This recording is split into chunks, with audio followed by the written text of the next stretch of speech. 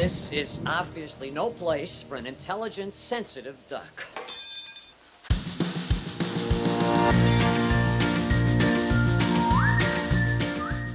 Hi there, and welcome to Baseball by Design. I am SportsLogos.net minor league baseball correspondent Paul Caputo, broadcasting live, as always, from the Sunday Helmet Hall of Fame in my basement in Fort Collins, Colorado. This week, we're going to be talking about the Madison Mallards, a collegiate summer level team that plays in the North Woods League in Madison, Wisconsin. I'll be joined later on in this episode by Ranger Amy Burnett, who is Baseball by Design's wildlife correspondent, and Dan Simon will be back with one of his Studio Simon Stumpers. Right now, I am so happy to be joined by the Creative Services Manager, Brent Bartels, and Marketing Director, Kyle Chisholm, for the Madison Mallards. Brent, Kyle, how are you guys doing? Doing well. Thank you for having us. Yeah, this is awesome. Thanks. Well, this is really fun for me because this is, I love the level of branding and marketing that collegiate summer level teams have gotten into, developing these really fun identities and really putting themselves out there in the community a lot more than we ever used to see with like the collegiate summer level teams, right? Like, so I'd like to start there in terms of being at the helm for a collegiate summer level team. What is the advantage to you to having a sort of high end fun brand? It's so much about the storytelling here, and that is evident in all of our branding, even in our primary Mallards logo, where Maynard is pointing to the north side, and that's where the Mallards are located. He's also in the Babe Ruth pose. There's just these homages to these things like in baseball history or the community, and that's what we specifically try to do in all of our rebrands and identities and our jerseys and everything. Whereas we want to tell that story in the community and be something that is so fun that anybody can pick it up, an adult or a kid, but then also be able to interact with that community in a strong branding presence where, yeah, people are going to recognize it and say, that is who the Mallards are. It's something fun. It's something cool. It's something different. I think summer collegiate baseball really lends itself to the creative freedom that we do a lot of stuff in-house. And maybe that's not something that affiliates, I haven't even worked for an MILB affiliate or a major league team for that matter. So there's a lot of things that we have the liberty to do that are weird, unique, that maybe teams with a professional overhead don't have the opportunity or the freedom or that long leash to do. We can cross the line and be pulled back across it, but our bosses always like to say that they never want to be the ones to push us over that line. So it's one of those things that we try every single day to do something weird or unique or something that nobody has ever seen before, that a baseball purist is going to love, and somebody who loves all the weird and quirky things about the world of minor league branding would also love. So we're at this really unique intersection, and I think the opportunities that provides for us is something that you don't find very often. So I get that this team name came to being before you all were with the team, but can you speak to in terms of that story that you're trying to tell, can you speak to what the name Mallards means to a team in Madison, Wisconsin? Yeah, for a college town that doesn't have a college team, the Mallards, well before Brent and I were here, have established deep roots within the people who are around. That goes to the little leagues and to the businesses and just all the other surrounding communities that people who don't live in Madison proper might live in the surrounding areas. So providing a place where people can all kind of connect to each other and share with baseball. So it goes so much deeper than the actual game itself. We try to provide the entertainment aspect as well, which is really what the Mallards have come to be known for after 20 years, is weird and unique promotions and, just kind of blurring the line between baseball and entertainment. The team's been around, you just said, for 20 years. It's had a couple of different marks. The first one was from 2001 to 2010 and was green and red, had a kind of evil looking mallard with red eyes. And then the next one was 2011 until the new one was unveiled in 2021. A lot of brand equity in these two brands. You all came on just after the 2021 rebrand was unveiled. So many details in that brand. What's it been like bringing this new era of the Mallards identity to the community?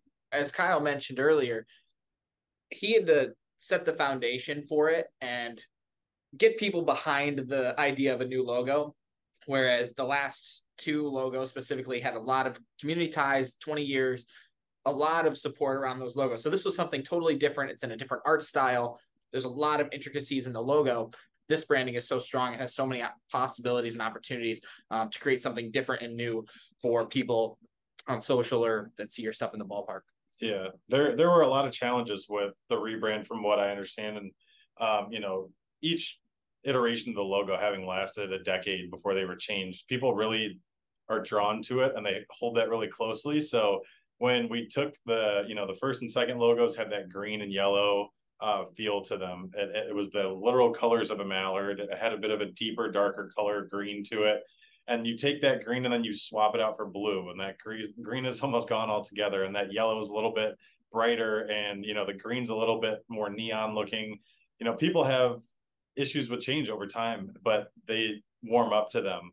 And I think the biggest challenge of that rebrand was to create a logo that even has an even deeper root in the community, that it's so far out there that maybe people don't like it at the very beginning, which I'm sure there's close to a 50-50 split amongst our fans about who liked it and who didn't. But he's pointing to the north side. There's a home plate with cheese where it's like the Dairyland is our home, but home plate is also that wink to baseball. So trying to include everything that we could, even down to the uniform, the actual pinstripes on our uniform. If you look really closely, are the surrounding communities of Madison. So they're little words that read Sun Prairie, Verona, all the little towns around it. So even something to the eye really far away that looks traditional baseball has that like handshake or something almost to the rest of the Dane County communities. That is quite the detail. I don't think I've ever been able to zoom in quite that far on the pinstripes to see that. That's very cool.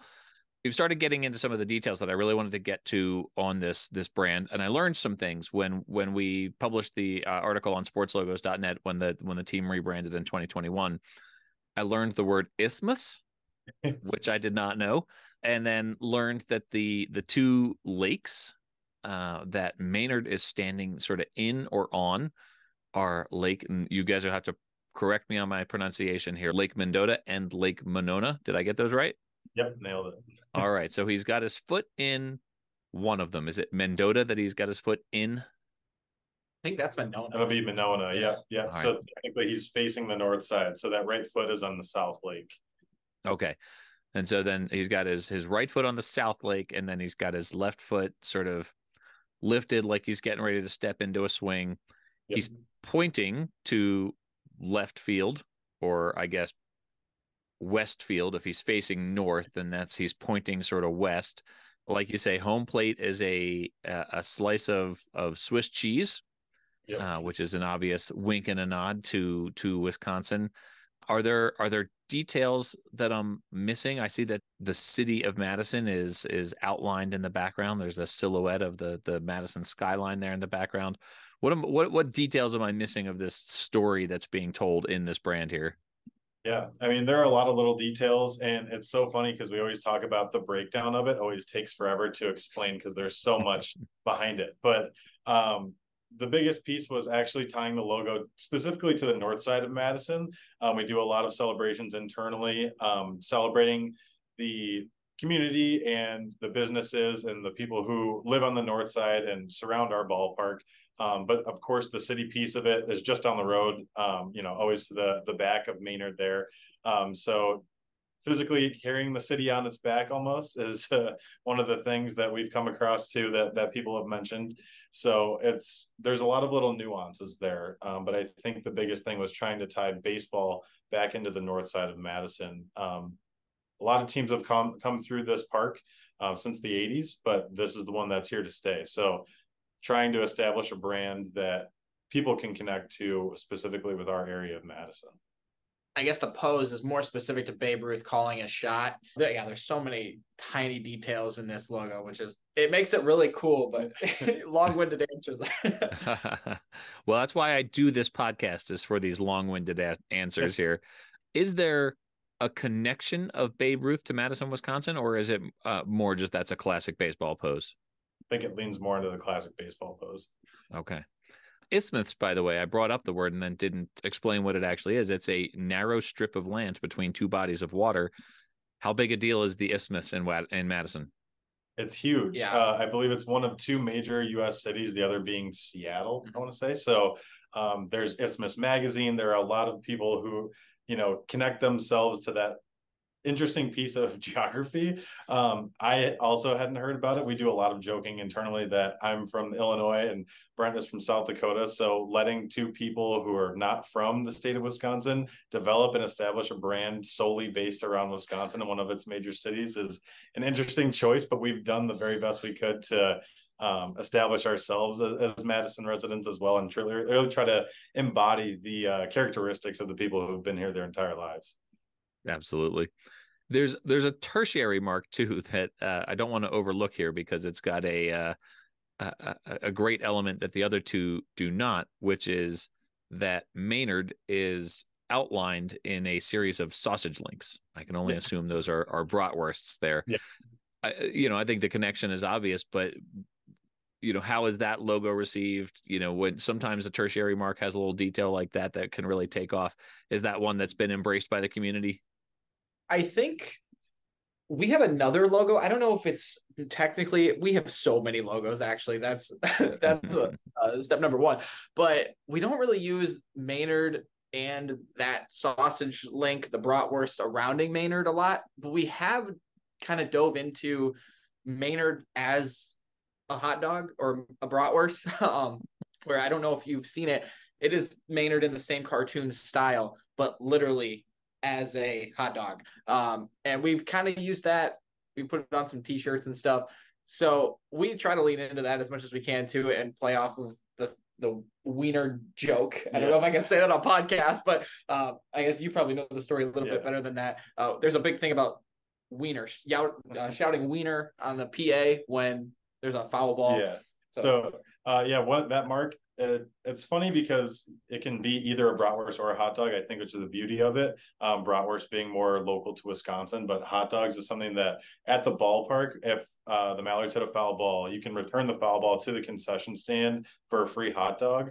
And the way that people know that is our PA person will say wiener on the loudspeaker, and it's something they've done for 20 years. So it's an inside joke almost as a Mallards fan that now we're sharing it with everybody else as well. But it's something that if you're there for the first time, it's not overly explained unless somebody else has been to a game for, many, many years. So, if you're sitting down at Warner Park for the first time, you might hear someone say wiener and nobody knows why they're saying it. So it's another little wink to something that only Mallards fans might know, but it's surrounding, again, our piece of that logo and trying to tie it all together at once. Nice. I do want to ask you, I just spent a week in Little Rock, Arkansas, and the Arkansas Travelers play there. And I was there for a game in April. So I had 2 work trips to Little Rock this year, and one of them was during the season, and they had a game in April. And you probably know where I'm going with this. They've got an alternate brand called the Mad Mallards, and it's got very sort of similar colors to, some of the things that you all have done. Was that an issue? Like, was that something that you were aware of before it came out, and when it did come out, was there any sort of like official response to it? Is it like a fun response, or were you guys ticked off by that? Yeah, I can speak to this actually. This is hilarious. So we did not know about this when we were creating our rebrands for last year, or just like doing any sort of research. But it is ironically similar to the Muskelards too, which maybe we'll talk about. But so we had no idea any of that was coming out. We were creating the Muskelards at the same time. We're like, shoot, is this too close to that? Maybe not so much our brand. Obviously, it used our name and colors and stuff like that. We were almost more worried about the Muskelard being ruined at that point. But how we found out was they posted it on social, and we were kind of blown away by it. And we took it as more of a joke. I'd say like, that's kind of weird that they would do that. Not as like they're trying to take our business or do anything like that. But the tweet that we responded with, we tweeted 2 things at them. One was just the emoji where he's like questioning. He's like, that's kind of interesting. But the other one was imitation is the best form of flattery. So we just kind of took it as like, obviously our branding is so successful that they wanted to do something along those same lines. So I don't know how successful it ended up being, but I just thought it was kind of ironic that they kind of played into both of our branding and our rebranding at the same time. I can remember that day where we just refreshed Twitter and it popped kind of to the top of the feed. And the more you looked at it, the more resemblance you could kind of see between them. But it also kind of, there was a team in Minot, North Dakota years ago, the Minot Mallards. That logo kind of bears a similar resemblance to the Arkansas one as well. So you can kind of see where some of those smaller points of, I guess, reference would come from. So yeah, I guess imitation is the best form of flattery. Works, but we always say in Wisconsin that more baseball is always good for baseball. So I guess the same goes for more Mallards. It's good for the Mallards too. Well, Brent, you brought up the Muskelards. Let's get into this, because this is some fun, sort of wacky stuff that you all have going on. You've got a lot of different things happening with alternate brands. The Muskelards is like, I guess it's like that Jeff Goldblum movie, The Fly, right, where he goes into the transmogrifier with a fly, and like he comes out and he's part human, part fly. I'm sure people don't need me to break down the plot of that movie for them, but Muskelards appears to be some, unholy combination of a fish and a bird, and it was an alternate brand for you all, and there's great gear on the team shop.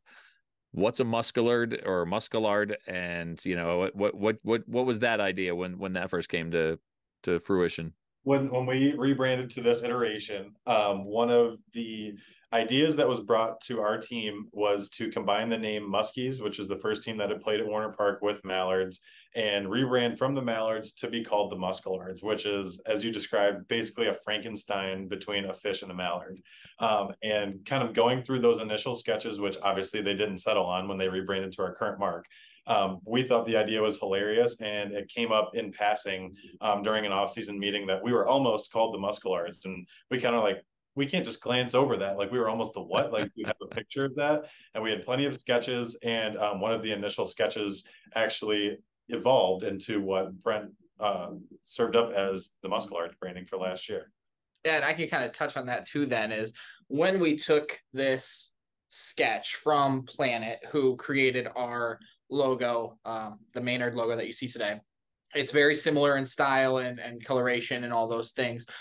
So it was really taking that idea. Kyle actually went on vacation that week, so it was all on me. But it was taking the iteration that Planet had provided with the sketches and things, and then really developing that story.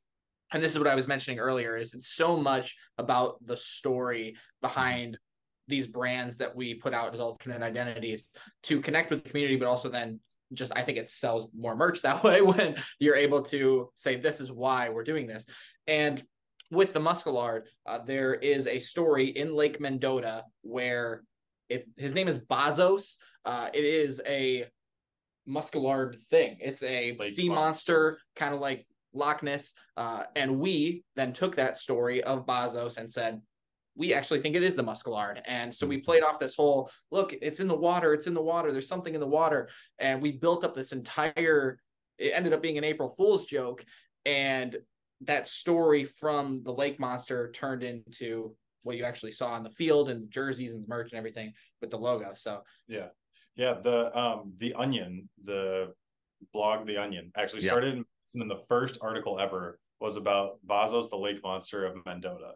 And so we actually were able to take that backstory and our initial sketch, tie the two together, and roll it out in an unveiling. So one of the ways that we decided to do that was to hit April Fool's Day a day early on March 31st, unveil it then that we were rebranding the entire team as the Musk, which people either loved or hated, again, at the same time. Yeah.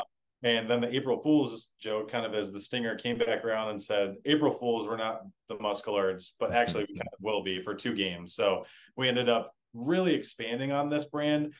We did 2 games where we wore the Muskelards uniforms, and then we actually added a mechanical Muskelard to our stadium, which is a mechanical bull in the shape of a giant fish duck. And we had a Muskelard riding contest for Father's Day, and kids and fans all season long could ride it. And we also did a bobblehead of our mascot Maynard riding the Muskelard for one of those activations as well. So it kind of just unraveled into this awesome story. It's pretty amazing.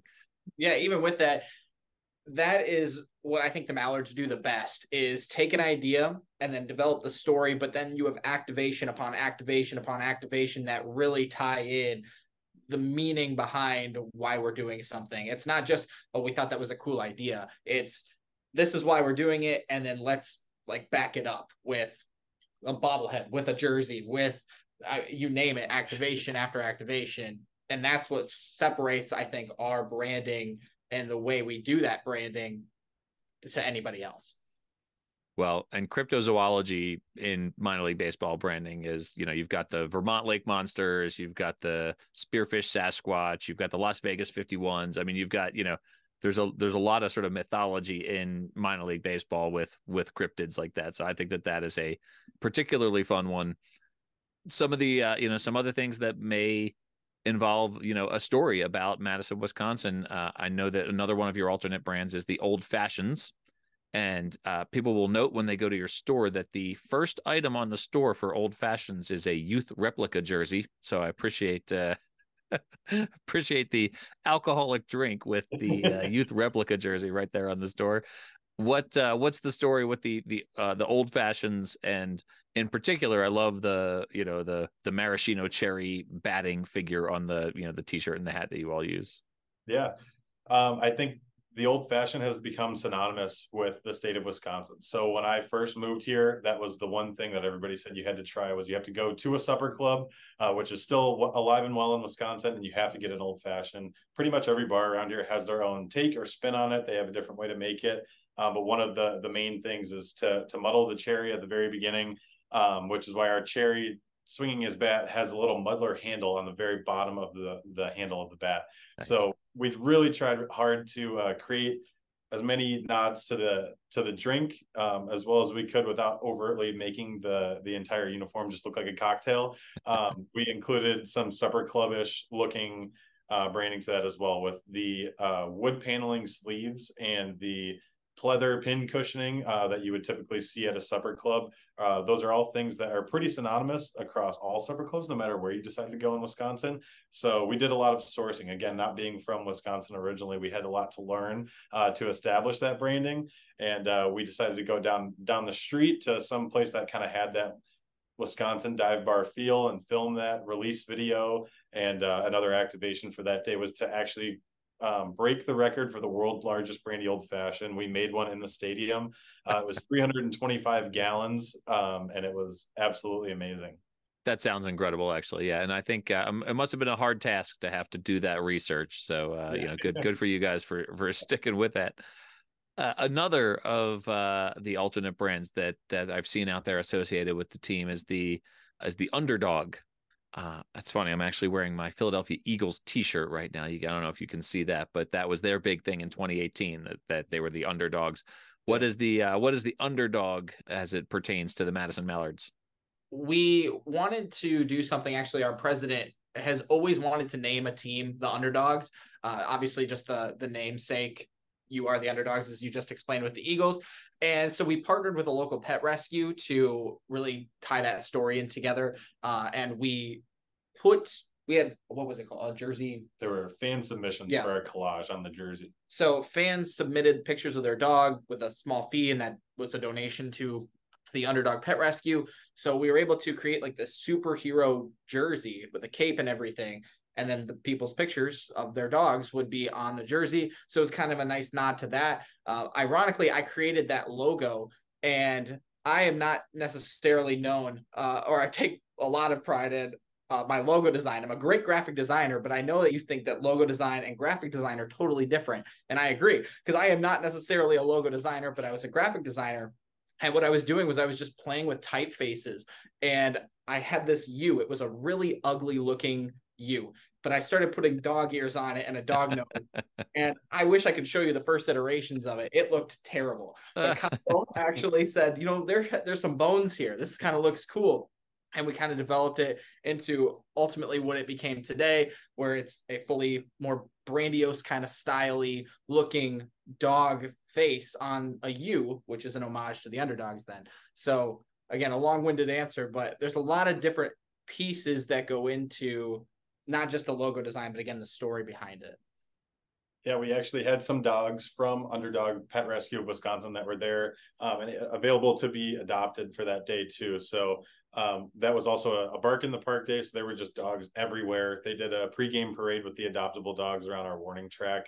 And yeah, the fans who submitted their own dogs got a replica jerseys themselves. So you kind of saw the backs of those red capes that were on the back of the jersey, kind of around the general grandstand. So that was a really cool day. It's just so funny. Like, I remember Brent turning his laptop to me and being like, I made this logo and I hate it. What do you think? I was like, I think that's amazing. And we should continue to build off of that. Nice. We pretty much do everything in-house, which is something I think is super cool, where a lot of people will go out and use other companies, or like Brandios is, a big logo design company, and they do a really good job. But outside of Planet and the Muskelards, we've done all of the other rebrands from our creation, ourselves. And I think that's just something unique to us and the Mallards, that we can create some really cool identities, some really cool stories with just our two minds, and then whoever else we can bring in. But it's something that maybe is unique to us that other companies and teams won't do. They won't look inside. So you mentioned Planet. That is, of course, Planet Propaganda, which created the Mallards logo back in 2021. Before I let you guys go here, are you at liberty to speak about any of the plans you have coming up for the 2024 season or beyond? Any alternate brands that you're working on? I think the Muskelard may or may not make its return to Lake Mendota. All right. We are working significantly on putting some branding that hits home even harder to the people who love the state of Wisconsin, and potentially even the greater Midwest. So trying to expand a little bit outside of our borders, but the people who grow up here and the people who live here and come to our games, the one thing that we know about them is that they love Wisconsin more than anybody else can love Wisconsin. So our biggest goal is to really hammer that home, especially in the upcoming rebrands that we decide to bring to the field. So keep an eye out. We're slowly sourcing some, fan feedback on what we could potentially be doing that, it feels like sometimes you'll unveil something and somebody says, oh, well, maybe they should have done it this way. And it's a really simple solution. But only somebody who grew up in Madison or in Wisconsin would have known to do it that way. I was like, gosh, I wish I would have just known that from the beginning. So we do take a lot of valuable fan feedback from that. So yeah, not at liberty to say outright exactly what we'll be doing, but definitely kind of similar themes to next year. You can never have too much Wisconsin, yeah. for sure.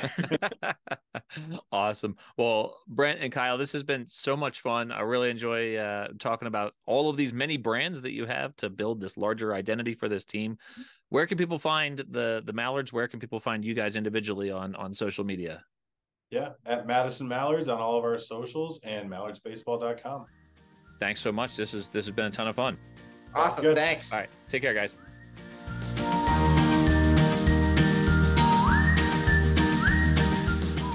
All right, everyone. Welcome back. I am so pleased to welcome back to the podcast Baseball by Design's official wildlife correspondent, Ranger Amy Burnett. Amy Burnett, welcome back. Hello. Thanks for having me back. We are here talking about the Madison Mallards. We get to talk about some ducks. And we're off and running. And some other fun alternate brands here. So let's jump right into this. Madison, Wisconsin is the only place in the world where mallards live, right? This is going to be terrible. The mallard is probably the most widespread, most common duck in the entire world. It is found more places in the world with it than any other kind of duck. So it is basically the most ubiquitous duck you can have in the whole world. So what makes it an appropriate mascot for Madison, Wisconsin? It has an M in it. Has an M in it. All right. Let's talk about mallards. They have this fun logo here with the mallard who is pointing like he's Babe Ruth calling his shot. Okay. So one of the things I think is notable about the mallard is its color. So given this logo here, the one they've had in use for a couple of years, what do we think about the coloration, the realisticness of this mallard? Maynard the Mallard calling his shot like Babe Ruth. Maynard the Mallard. Yeah. They just love the alliteration, don't they? If it starts with an M-A, they're about it. All right. It's a realistic color. It's green. I wish it were a little bit more iridescent. Like, that's the one thing that people will notice. Like, everyone can recognize a mallard because they're that bright, bright green. They just have this beautiful green head that everybody can recognize. But of course, they're only talking about the males. The females they're pretty drab brown color.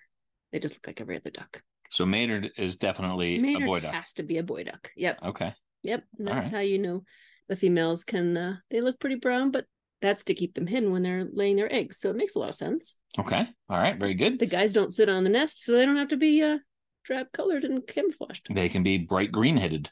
You know, the guys actually stick around. I should let you know. The guys actually stick around for like a week just to make sure that that the eggs are laid and that things are going.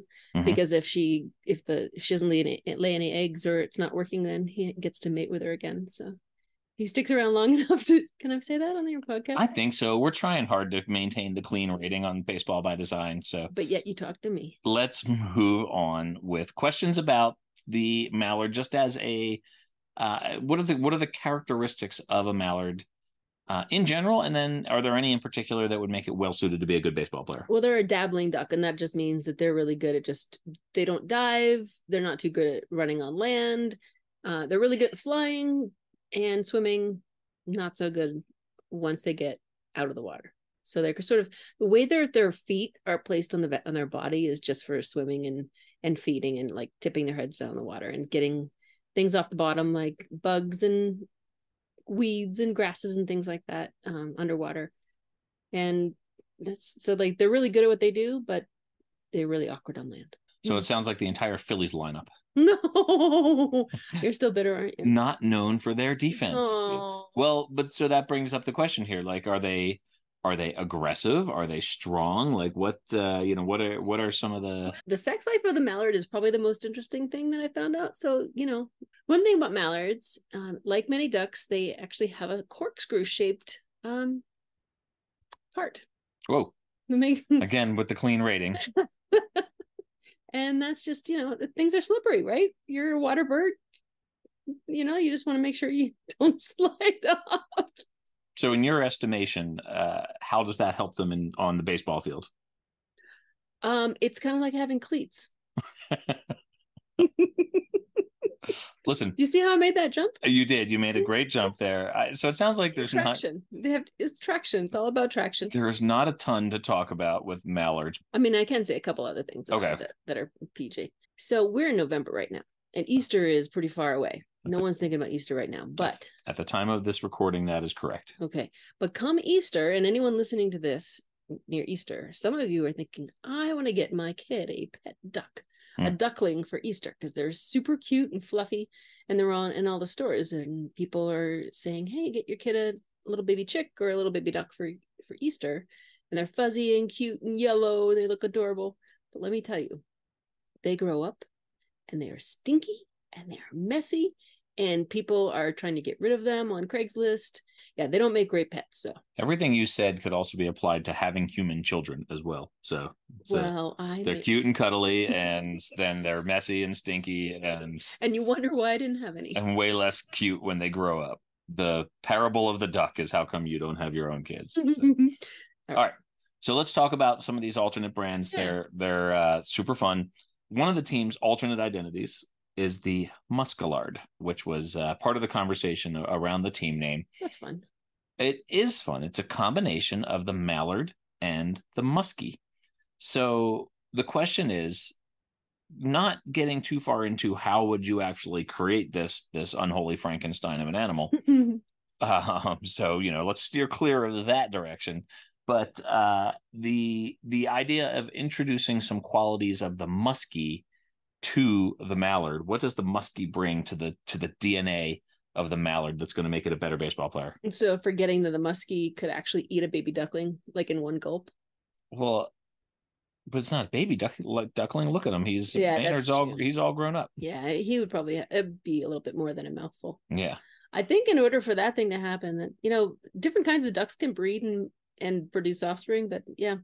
A duck and a fish, that's a different one. Okay. But we're not don't go too far down that road because you'll never come back. No, I will never come back. I would say that the muskie has great jumping power and a very strong jaw. So they we don't think of a duck as very strong. But maybe if a fish mated with a mallard, it has sort of the lift power of the wings of the duck. It definitely has the feet of the duck, so it's it's a good swimmer, and then it's got the lunging power of the muskie. And those are formidable fish. I mean, people don't just fish for them to eat them. They want something that puts up a fight. So I would say that would be a formidable baseball player, that muskellard. Muskellard. Now, we have talked about cryptids on this podcast before. We talked about the Grand Junction jackalopes, and we talked about the Dayton dragons. That's right. So this is, I think, our third cryptid that we're going to talk about, the legend of Bazo the lake monster in Lake Mendota. Lake Mendota. What do we know about Bazo the lake monster? So Bazo was a lake monster who was actually discovered in the late 1800s. And his legend lives on today. He was supposedly somewhere around a 25-foot lake monster. Apparently, he ate a bunch of, in recent times, he actually ate some dogs. Yeah. That's super sad. But people would, like a married couple saw this gigantic 25-foot greenish black snake thing. This couple actually saw this lake monster was like speeding after them and chasing their boat. And they basically just got away with their lives. And let's see, this guy had a hatchet that he happened to keep in his boat. Who keeps a hatchet in his boat? People in Wisconsin in 1883. Like, I guess they're expecting to catch really big fish. So he basically picked up a hatchet and he hit it in the head and body. So it's amazing that people are still seeing this lake monster after he did that, because you'd think that he would actually kill it. But maybe it's like son of Bazo. Son of Bazo. Maybe it's one of those Halloween movies where you think you kill the villain and it keeps coming back. Yeah, because that the legend has to keep on going, right? So there's been a handful of sightings like the sightings are just sort of non-conclusive like that. Okay. You get the 1800s, 1917, it was seen again. Apparently it continued on to the 1940s. So yeah, the legend lives on, and it sounds like it was a pretty crazy monster there in the lake. Turns out this lake is 81 feet deep. So I think it could hold a lake monster, don't you? Lake is no joke. Yeah. Who do you think would win a fight? Bazo the lake monster or the Vermont lake monsters? I would say definitely the Vermont lake monster. I mean, have you met a Vermonter? Like, they're not Midwest or nice. I live in New Hampshire. People are not as nice as people from Wisconsin. So here's the thing. I think this monster was just a big muskie. I mean, if you look at a picture of a muskie, it's got this big, huge jaw and giant teeth and then a snake-like body. Now, they're only like 6 feet. Like, that would be a huge one, not 25 feet. But if you're looking in the water and you're seeing like a trail of like something that's making a wake behind it, you could probably imagine that it's a lot longer than it is. Well, I believe that Bazo the lake monster is real. There's one other identity that I wanted to talk to you about here, not because you are Ranger Amy, but because you are a dog lover and someone who volunteers at a dog shelter. Yeah. And one of the other brands that this team has is called the Underdogs. Aww. And they've got this adorable logo here. Yeah, he's got a good little face. It's the letter U turned into a little dog face. And this was part of a promotion where all the proceeds went towards supporting a dog shelter. So I'm not really asking you to comment on dogs as mascots, but I just wanted you to know about the Madison Mallards and their Underdogs promotion, helping to help dogs at shelters, which is near and dear to your heart. I love that. Do they do a Bark in the Park Day?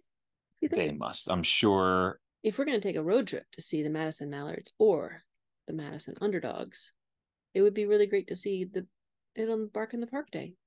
That'd be a fun road trip idea, or like a fun way to plan a summer is to go to all of the Bark in the Parks. Oh my gosh, then we need a dog. Everybody listening, tweet to Paul that Ranger Amy needs a dog. I think the way to pluralize that would be Barks in the Park.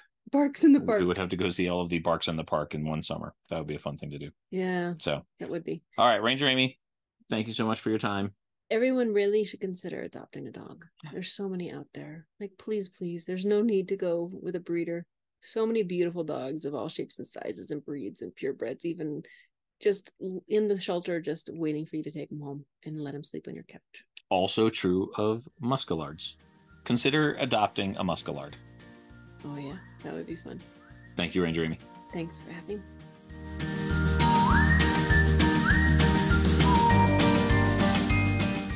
All right, everyone. Welcome back. It's time once again for Studio Simon Stumpers, my favorite time of the week, where I get to hang out with Dan Simon, and he brings a trivia question, which we call a Studio Simon Stumper. Dan Simon of Studio Simon in Louisville, Kentucky. How are you doing? I am fantastic. Thank you for asking. How is Paul Caputo doing in his basement in Fort Collins, Colorado? You know, it's beautiful weather, and I'm hanging out with my coffee and Dan Simon. So, how could I be bad right now, Dan? Okay, I'm glad that I bring you happiness. So, and I also bring you stumpers. So, let's jump into the stumper right now. All right. Okay, this episode features the Madison Mallards. Prior to the Collegiate Summer League, Northwoods League Mallards, there was an independent minor league team in Madison named the Madison Black Wolf. They played at Warner Park, the same ballpark that the Mallards play at, from 1996 to 2000. A little note here. When the Mallards played at Warner Park, they referred to Warner Park as the Duck Pond. When they played there, they do play there. They refer to it as the Duck Pond. When the Black Wolf played there, they called it the Wolf Den. But prior to the Black Wolf, there was affiliated minor league baseball in Madison. So our Studio Simon Stumper today asks, what was the name of the last affiliated minor league baseball team to play in Madison, Wisconsin? Was it A, the Madison Senators? Was it B, the Madison Hatters?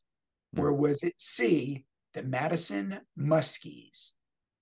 Last week, I eliminated one right away, and that turned out to be the right answer. And so I want to avoid, jumping at discarding one of them right away. If I were to discard one of them right away, it would be the Senators. And so the other options, the Muskies and the Hatters. The Madison Hatters is kind of fun, right? Because Mad Hatters. That's fun. The reason Muskies is piquing my interest here is because they have an alternate brand that we discussed in the previous segment, or in the first segment of this episode, that is the Muscallards, which is a combination of a muskie and a mallard. And so it kind of makes me think that there's history there with Muskies as a name, but Madison Hatters sounded very familiar to me. Madison Senators is the one that I'm discarding right away, so it's probably correct. But I am going to say definitely not the Senators, maybe the Hatters, but probably the Muskies. I'm going Madison Muskies. Okay. Why did you eliminate Senators right away? It's boring. You do know that Madison is the state capital, don't you? I do know that because, you're required to memorize these things. What might a team be called in Madison? I can see Senators being one of the options there. So I think I discarded it just because it didn't seem that interesting to me. There's other teams out there called the Senators already, at least one in Harrisburg. Muskies, maybe it's just wishful thinking instead of an actual guess. I think Muskies, Madison Hatters actually would be the most fun of all of them, but Muskies felt like the right answer to me. Okay, well, here you go. All three of these options were indeed names of minor league baseball teams in Madison, Wisconsin. Oh.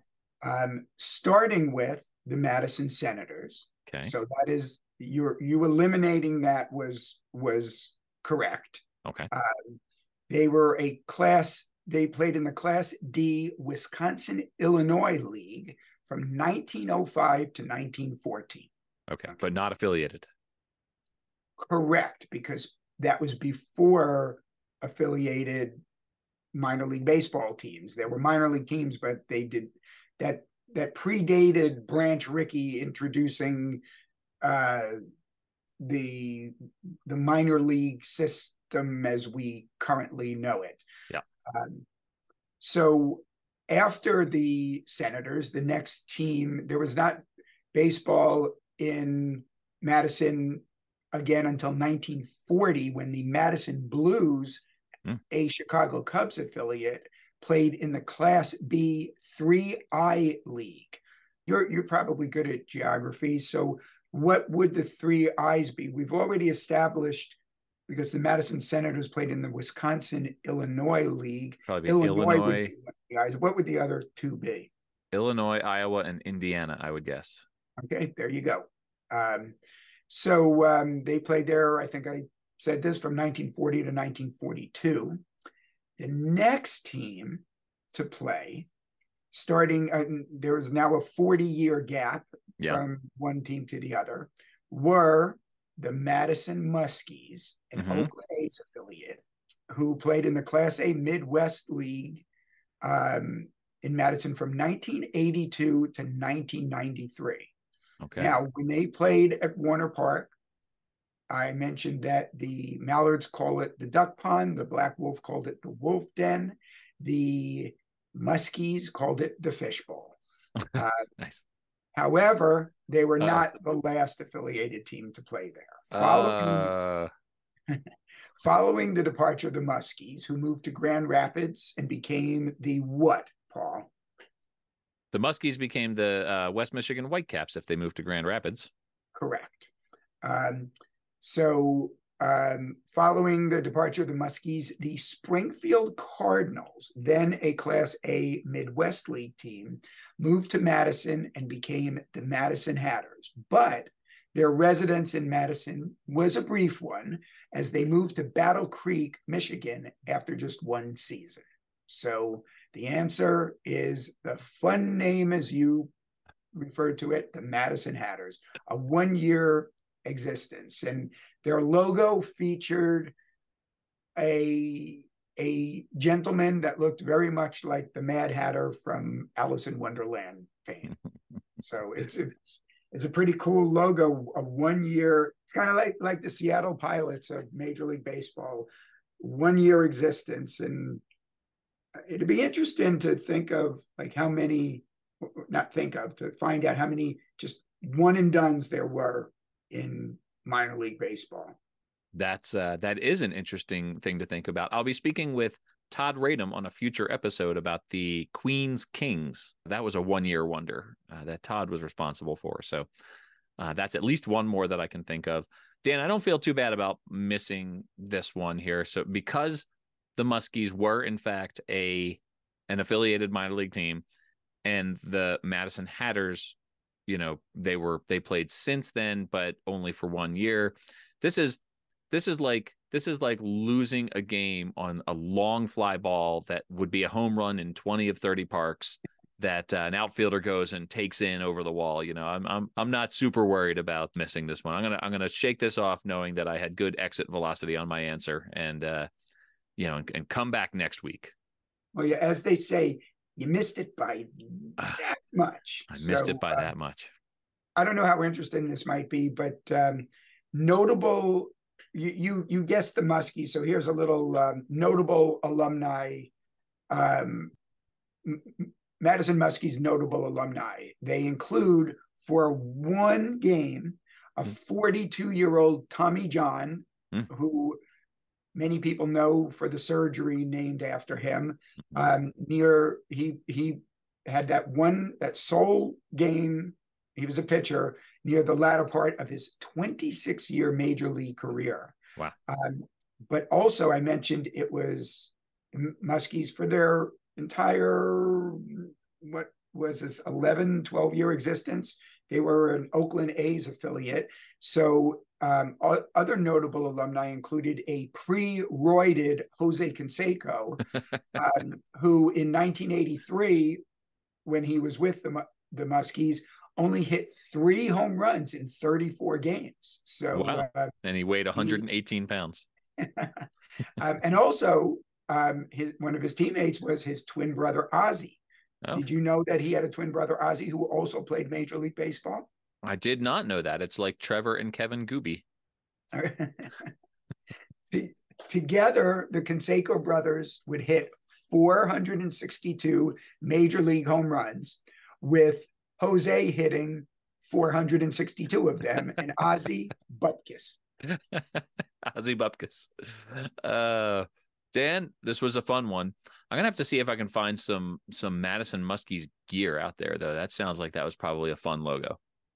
I listened to a podcast called Good Seats Still Available.